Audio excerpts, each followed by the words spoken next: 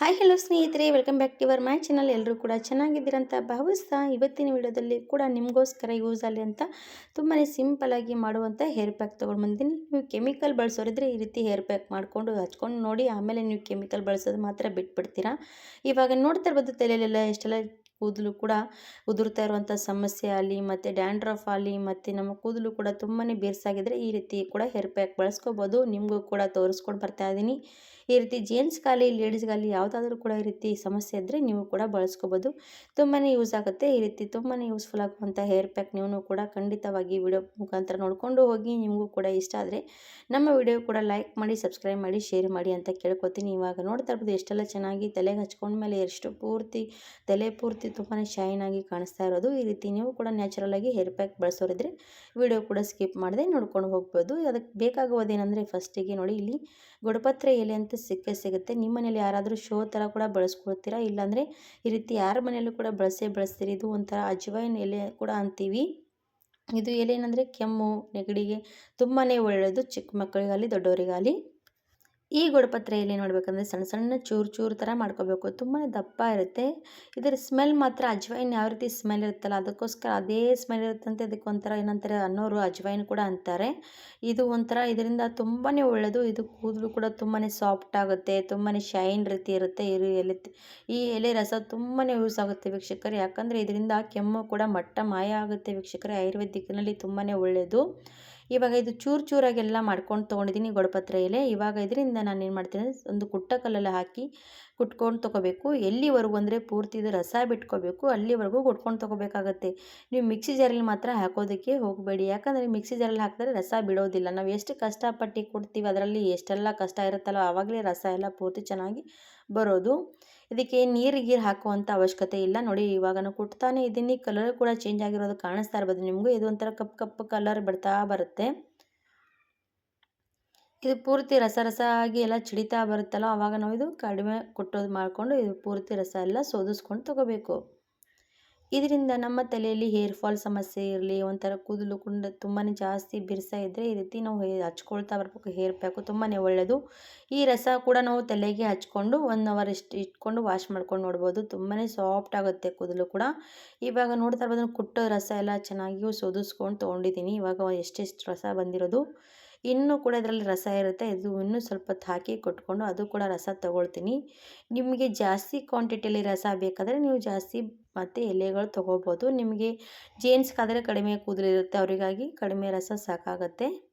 ಇವಾಗ ಇದಕ್ಕೆ ನೀರು ಮಾತ್ರ ಜಾಸ್ತಿ ಹಾಕೋಬಾರ್ದು, ಸ್ವಲ್ಪನೇ ಆದರೂ ನಡೆಯುತ್ತೆ, ಜಾಸ್ತಿ ಕೂಡ ನೀರು ಹಾಕಬಾರ್ದು. ಇವಾಗ ನೋಡಿ ಇದು ಪೂರ್ತಿ ಇನ್ನೂ ಸ್ವಲ್ಪ ಕುಟ್ಕೊಂಡಿದ್ದೀನಲ್ವ, ಅದು ಕೂಡ ಎಲ್ಲ ಕೂಡ ಸೋದಿಸ್ಕೊಂಡು ತೊಗೊಳ್ತಾ ಇದ್ದೀನಿ. ಈ ರಸದಲ್ಲಿ ಎಷ್ಟೆಲ್ಲ ಕಪ್ಪು ಕಲರ್ ಬಂದಿರೋ ಅಂತ ಕಾಣಿಸ್ತಾ ಇರ್ಬೋದು ಈ ರೀತಿ. ಮತ್ತು ಇದು ರಾತ್ರಿ ಇಡೀ ಬಿಟ್ವಿ ಅಂದರೆ ಪೂರ್ತಿ ಕಪ್ಪಗಾಗತ್ತೆ ಇದು. ಇವಾಗ ಇದು ಒಂದು ಬೇರೆ ಬೌಲಲ್ಲಿ ನಾನು ತಗೊಳ್ತಾ ಇದ್ದೀನಿ. ಇವಾಗ ಇಷ್ಟು ರಸ ಬಂದಿರೋದಲ್ವ, ಇದಕ್ಕೆ ನಾನು ಇವಾಗ ನೆಲ್ಲಿಕಾಯಿ ಪುಡಿ ಪೌಡರ್ ಮಿಕ್ಸ್ ಮಾಡ್ತಾ ಇದ್ದೀನಿ. 1-2 ಸ್ಪೂನಷ್ಟು ನೆಲ್ಲಿಕಾಯಿ ಪೌಡರ್ ಮಿಕ್ಸ್ ಮಾಡಿಕೊಂಡು ಇದು ಕಲಿಸ್ಕೊಂಡು ತೊಗೊಳ್ಳೋಣ. ಇದು ನೋಡಿ ನೆಲ್ಲಿಕಾಯಿ ಪೌಡರ್ ಹಾಕಿದ್ಮೇಲೆ ಎಷ್ಟೆಲ್ಲ ಕಲರ್ ಬಂದಿರೋದಂತ. ಇದು ನಾವು ಕಲಸಿ ಸ್ವಲ್ಪ ನೀರು ಹಾಕಿ ಕಲಿಸ್ತಾ ಇದ್ದೀನಿ.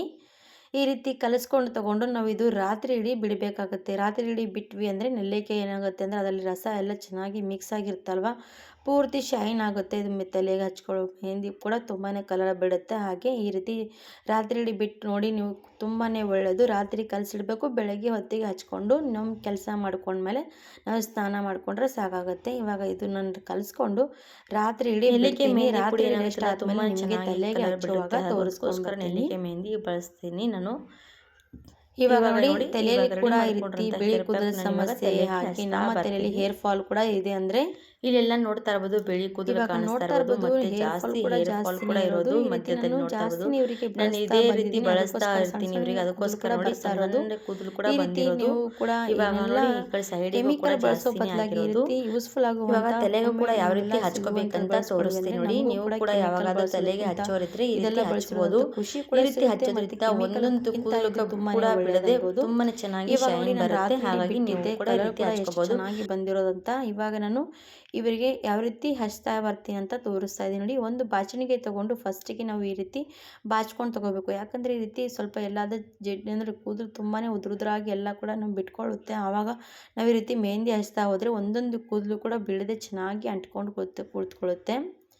ನೀವು ಯಾವಾಗಲೂ ಕೂಡ ಮೆಹಂದಿ ಹಚ್ಚೋವಾಗ ನಾವು ಯಾವಾಗಲೂ ಕೂಡ ಬಾಚಿಕೊಂಡೇ ಹಚ್ಕೋಬೇಕು. ಯಾಕಂದರೆ ಒಂದೊಂದು ಕೂದಲು ಕೂಡ ಈ ರೀತಿ ಬಿಡಿಸ್ಕೊಂಡು ಹಚ್ಕೊಂಡು ಬಂದರೆ ಮೆಹಂದಿ ತುಂಬಾ ಚೆನ್ನಾಗಿ ಕೂತ್ಕೊಳ್ಳುತ್ತೆ. ನಾವು ಹಾಗೆ ಕೂಡ ಹಚ್ಕೊಳ್ಳೋದಕ್ಕೆ ಹೋಗಬಾರ್ದು. ಇವಾಗ ಜೀನ್ಸ್ಗಾದರೆ ಹಚ್ಚುವಾಗ ಕೂಡ ನಾವೇನು ಮಾಡ್ತೀವಿ, ಮುಂದ್ಗಡೆಯಿಂದ ಹಚ್ಕೊಳ್ತಾ ಬರ್ತೀವಿ. ಆ ರೀತಿ ಹಚ್ಚಬಾರ್ದು. ಈ ರೀತಿ ಹಿಂದ್ಗಡೆ ಚೆನ್ನಾಗಿ ಈ ರೀತಿ ನೋಡ್ತಾ ಇರ್ಬೋದು. ನಾನು ಯಾವ ರೀತಿ ಫಸ್ಟಿಗೆ ಬಾಚಣಿಗೆಯಿಂದ ಬಾಚ್ಕೊಂಡು ತೊಗೊಂಡು ಈ ರೀತಿ ಹಚ್ತಾ ಇದ್ದೀನಿ. ಈ ರೀತಿ ಹಚ್ಚಿದ್ರೆ ಏನಪ್ಪ ಮೆಹಂದಿ ಕೂತ್ಕೊಳ್ಳುತ್ತಾ ಅಂತ ನೀವು ಯೋಚನೆ ಮಾಡ್ತಿರ್ತೀರ. ಸ್ವಲ್ಪ ನೀವು ಕೂಡ ನೋಡಿಕೊಂಡು ಹೋಗಿ ಗೊತ್ತಾಗುತ್ತೆ. ಇವಾಗ ಎಲ್ಲೆಲ್ಲಿ ಬಿಳಿ ಕೂದಲಿದೆ ಮತ್ತು ಎಲ್ಲೆಲ್ಲಿ ಜಾಸ್ತಿನೇ ಕೂದಲು ಕೂಡ ನೋಡ್ತಾ ಇರ್ಬೋದು, ಒಂಥರ ಜಾಸ್ತಿ ಬಿರುಸಿರುತ್ತೆ, ಕೂದಲು ಕೂಡ ಹಾರ್ಡಾಗಿರುತ್ತೆ. ಆವಾಗ ಈ ರೀತಿ ಹಚ್ತಾ ಬಂದರೆ ನಮ್ಮ ಕೂದಲು ಕೂಡ ತುಂಬಾ ಸಾಫ್ಟ್ ಆಗುತ್ತೆ, ಒಂಥರ ಶೈನ್ ಆಗಿರುತ್ತೆ. ಹಾಗೆ ಮತ್ತು ಕೂದಲು ಉದುರುವಂಥ ಸಮಸ್ಯೆ ಕೂಡ ಕಡಿಮೆ ಆಗ್ತಾ ಬರುತ್ತೆ. ಇದು ಕೂಡ ತುಂಬಾ ಒಳ್ಳೇದು ಅನ್ಬೋದು. ಇವಾಗ ನೋಡಿ ನಾನು ಎಲ್ಲ ಕಡೆ ಮೆಹಂದಿ ಚೆನ್ನಾಗಿ ಅಪ್ಲೈ ಮಾಡ್ತಾ ಇದ್ದೀನಿ. ಈ ಥರ ಬಾಚಣಿಗೆಯಿಂದ ಬಾಚ್ತಾ ಇರಬೇಕು, ಹಾಗೆ ಮೆಹಂದಿ ಕೂಡ ಹಚ್ತಾ ಇರಬೇಕು. ಈ ರೀತಿ ಹಚ್ಚೋದ್ರಿಂದ ನಮ್ಮ ಕೂದಲು ಒಂದೊಂದು ಕೂದಲು ಕೂಡ ಬಿಡದೆ ಚೆನ್ನಾಗಿ ಮೆಹಂದಿ ನಾವು ಬಾಚ್ತೀವಲ್ಲ, ಅದು ಮೆಹಂದಿ ಏನಾಗುತ್ತೆ ಬಾಚೋದ್ರಿಂದ ಎಲ್ಲ ಕಡೆ ಮೆಹಂದಿ ಚೆನ್ನಾಗಿ ಕೂತ್ಕೊಳ್ಳುತ್ತೆ. ನಾವು ಯಾವಾಗಲೂ ಕೂಡ ಮೆಹಂದಿ ಹಚ್ಚೋವಾಗ ಇದೇ ರೀತಿ ಹಚ್ತಾ ಇರ್ತೀನಿ. ನೋಡಿ ಇವಾಗ ಫಸ್ಟಿಗೆ ಮುಂದುಗಡೆ ನಾನು ಎಲ್ಲ ಕೂದಲು ಮಾಡಿ ಈ ರೀತಿ ಮೆಹಂದಿ ಹಚ್ಕೊಂಡು ತೊಗೊಂಡೆ. ಆಮೇಲೆ ಈ ರೀತಿ ಮೆಹಂದಿ ಹಚ್ಕೊಂಡಾದ್ಮೇಲೆ ಮತ್ತೆ ಹಿಂದುಗಡೆ ಸೈಡ್ ಕೂದಲು ಮಾಡ್ಕೊಳ್ತಾ ಇದ್ದೀನಿ. ಈ ರೀತಿ ಬಾಚಣಿಗೆಯಿಂದ ನಾವು ಬಾಚುತ್ತಾ ಮೆಹಂದಿ ಹಚ್ತಾ ಬಂದರೆ ನಮ್ಮ ಕೂದಲು ಒಂದೊಂದು ಬಿಡದೆ ಚೆನ್ನಾಗಿ ಮೆಹಂದಿ ಎಲ್ಲ ಕೂತ್ಕೊಳ್ಳುತ್ತೆ. ಮತ್ತು ನಾವು ತಲೆ ವಾಶ್ ಮಾಡುವಾಗ ಕೂಡ ಮೆಹಂದಿ ಈಸಿಯಾಗಿ ಬಿಟ್ಕೊಂಡು ಬರುತ್ತೆ. ನಾವೆಲ್ಲ ಕೂಡ ಮೆಹಂದಿ ಹಚ್ಕೊಂಡು ಆದಮೇಲೂ ಕೂಡ ಬಾಚ್ಕೋಬೋದು. ತುಂಬಾ ಯೂಸ್ ಆಗುತ್ತೆ. ಈ ರೀತಿ ಬಾಚೋದ್ರಿಂದ ನಮ್ಮ ಮೆಹಂದಿ ಏನಾಗುತ್ತೆ, ಎಲ್ಲಾದರೂ ಒಂದೊಂದು ಕೂದಲು ಬಿಟ್ಕೊಂಡಿರ್ತೀವಲ್ಲ ಅಲ್ಲೆಲ್ಲ ಕೂಡ ಚೆನ್ನಾಗಿ ಮೆಹಂದಿ ಬಾಚಣಿಗೆಯಿಂದ ಕೂಡ ಕೂತ್ಕೊಳ್ಳುತ್ತೆ. ನಾವು ಎಷ್ಟೇ ಬ್ರಷ್ ಬಳಸಿದ್ರೂ ಕೂಡ ಬಾಚಣಿಗೆಯಿಂದ ಮೆಹಂದಿ ಕೂತ್ಕೊಳ್ಳೋ ರೀತಿ ಬ್ರಷಿಂದ ಕೂತ್ಕೊಳ್ಳೋದಿಲ್ಲ. ಹಾಗಾಗಿ ಹೇಳ್ತಾ ಇದ್ದೀನಿ. ಇವಾಗ ನೋಡಿ ಇಷ್ಟೆಲ್ಲ ನಾನು ಮೆಹಂದಿ ಹಚ್ಕೊಂಡಾದ್ಮೇಲೆ ಮುಂದುಗಡೆ ಇರುವಂಥ ಕೂದಲು ಕೂಡ ತೊಗೊಂಡು ಈ ರೀತಿ ಹಚ್ತಾ ಬರ್ತೀನಿ. ಈ ರೀತಿ ನ್ಯಾಚುರಲ್ ಆಗಿ ನಿಮ್ಮ ಮನೆಯಲ್ಲೂ ಕೂಡ ಇರುವಂಥದ್ದು ಬಳಸ್ಕೊಂಡು ನೀವು ಹೇರ್ ಪ್ಯಾಕ್ ರೆಡಿ ಮಾಡ್ಕೋಬೋದು. ಹಾಗಾದರೆ ನೀವು ಕೂಡ ಯೂಸ್ ಅಲ್ಲಿ ಅಂತ ತೋರಿಸಿರೋಂಥ ಈ ಹೇರ್ ಪ್ಯಾಕು ಇಷ್ಟ ಆಗಿರೋರಿದ್ದರೆ ಪ್ಲೀಸ್ ವಿಡಿಯೋಕ್ಕೂ ಕೂಡ ಲೈಕ್ ಕೊಡಿ ಅಂತ ಕೇಳ್ತೀನಿ. ನೀವು ಕೂಡ ಮನೆಯಲ್ಲಿ ಬಳಸ್ಕೊಂಡು ನೋಡಿ. ನೀವು ಕೂಡ ಈ ರೀತಿ ಒಂದು ಸರ್ತಿ 2 ಸರ್ತಿ ಬಳಸ್ತಾ ಹೋದರೆ ಗೊತ್ತಾಗುತ್ತೆ. ಈ ರೀತಿ ಒಂದೇ ಸರ್ತಿ ಬಳಸ್ಕೊಂಡ ತಕ್ಷಣ ನೀವೇನಪ್ಪ ಇದನ್ನೆಲ್ಲ ಯೂಸ್ಫುಲ್ ಇಲ್ಲ ಅಂತ ಅನ್ಬೇಡಿ. ಯಾಕಂದರೆ ನಾವು ಬಳಸೋ ಅಂಥ ಪದ್ಧತಿ ಜಾಸ್ತಿನೇ ಹಾಗೆಯೇ ಬಳಸ್ತಾ ಬಂದ್ವಿ ಅಂದರೆ ಅದು ಕೂಡ ನಮಗೆ ಯೂಸ್ ಆಗ್ತಾ ಬರುತ್ತೆ. ಇವಾಗ ನೋಡಿ ಎಲ್ಲ ಆ ಕಡೆ ಮೆಹಂದಿ ಹಚ್ತಾ ಬಂದಮೇಲೆ ಈ ರೀತಿ ನೋಡ್ತಾ ಇರ್ಬೋದು, ಹೆಕ್ಕೋದ್ರಿಂದ ಕೂಡ ಹೆಕ್ತಾ ಇದ್ದೀನಿ. ನೋಡ್ತಾ ಇರ್ಬೋದು ಬಾಚಣಿಗೆ ಕೂಡ ಇಂದ ಚೆನ್ನಾಗಿ ಹೆಕ್ತಾ ಬರಬೇಕು. ಇವಾಗ ಎಲ್ಲ ಕಡೆ ಚೆನ್ನಾಗಿ ಬಾಚಣಿಗೆಯಿಂದ ಎಲ್ಲ ಕಡೆ ಹೆಕ್ಕೊಂಡು ತೊಗೊಂಡಿದ್ದೀನಿ. ಇವಾಗ ನೋಡಿ ಎಷ್ಟೆಲ್ಲ ಚೆನ್ನಾಗಿ ಮೆಹಂದಿ ಕೂತ್ಕೊಂಡಿರೋದು ಅನ್ಬೋದು. ಈ ರೀತಿ ಮೆಹಂದಿ ಚೆನ್ನಾಗಿ ತಲೆಗೆ ಹಚ್ಕೊಂಡು 1 ಅವರ್ ಅಷ್ಟು ಬಿಟ್ಕೊಂಡು ನಾವು ಇವಾಗ ತಲೆ ಸ್ನಾನ ಮಾಡಿದರೆ ತುಂಬಾ ಕೂದಲು ಕೂಡ ಉದುರಾಗಿ ಶೈನ್ ಆಗಿ ಬರುತ್ತೆ. ಹಾಗಿದ್ರೆ ಇವತ್ತಿನ ವಿಡಿಯೋದಲ್ಲಿ ತೋರಿಸಿರುವಂಥ ಈ ನ್ಯಾಚುರಲ್ ಆಗಿ ಹೇರ್ ಪ್ಯಾಕ್ ನೀವು ಕೂಡ ಬಳಸ್ಕೊಂಡು ನೋಡಿ. ನಿಮಗೂ ಕೂಡ ಇಷ್ಟ ಆದರೆ ನಮ್ಮ ವಿಡಿಯೋಗೂ ಕೂಡ ಲೈಕ್ ಕೊಡಿ, ಶೇರ್ ಮಾಡಿ, ಸಬ್ಸ್ಕ್ರೈಬ್ ಮಾಡಿ ಅಂತ ಕೇಳ್ಕೊಂಡು ಈ ವಿಡಿಯೋ ಇಲ್ಲಿಗೆ ಮುಗಿಸ್ತೀನಿ. ಧನ್ಯವಾದ ವೀಕ್ಷಕರೇ.